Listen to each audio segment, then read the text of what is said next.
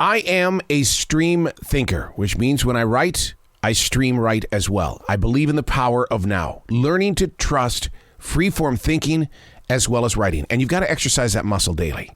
I do it by having one page, 10 minutes to write, absolutely no editing whatsoever, because it creates conversation. It gives you that opportunity to share it. Living in the presence of now, because your best decisions are made right now. Own that leadership, the power of now. This is Stream Thinking. Today we're reading from August 6th, 2022. A recent episode of the Twilight Zone continues to explain how dangerous the metaverse is and will always be. Creating and living in a digital false world where your emotions are engaged in the creation of a mental escape. Now, of course, I had to do some research, and it shows the impact is very real. The positive, of course, the possibilities of higher education, healthcare, and the workplace. Meta's top goal is to keep it safe and secure, but you know how the world is. There's going to be clone virtual reality escapes that will transform the human imagination and plant it in places that aren't real. But just like the Twilight Zone points out, it will be real if you invest in what you believe. A simulated digital environment uses augmented reality. We already know what the smartphone has done to the planet. We're all addicted to the digital device. What happens when the new God and maker of the false world designs your life for you? We could argue all day, right? Like I said, I'm in support of it for education, for healthcare. I get it.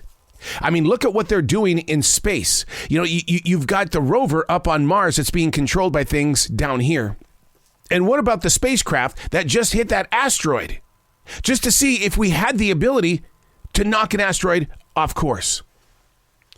It's happening. It's all around us. We are living in this world that is being controlled by digital devices. There's nothing I can do about it. There's nothing you can do about it either. We are part of the process. And I'll tell you what's very interesting is that just the other day, I met a woman in 2022. She looks at me deep in the eyes and she says, you know what I bought today that I've never owned in my life? And this woman is definitely in her midlife. I bought a smartphone. You what? I bought a smartphone. I didn't think I would ever need a phone. I got a landline at home, but out here, I didn't think I would ever require a phone. I said, what changed your mind? And she goes, I got caught on the streets. My ride didn't show up. I was in the middle of nowhere, and I didn't know how to reach out to anybody. I was scared. I was in a place of no security, and I had no answers for the questions that my heart was asking. Now, I could ask you that question. When was the first time that you laid your hands on a smartphone that you could call your own? A situation like this happened to my wife and I. We were on our way to a performance. It was through the back roads of Carolina. We forgot to make a right-hand turn. We had no idea where we were. There were no payphones. There were no stores. We were in the middle of nowhere. And we swore on that day it was over. We were going to have to join the digital generation.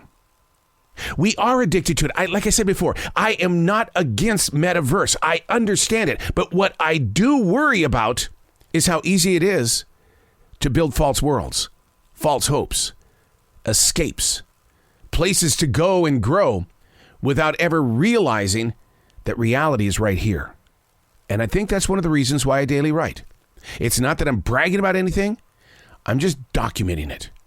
I'm just putting it on paper so that I can come back to it and I can learn from it. Dear future reader, I'm Arrow, and that's Stream Thinking.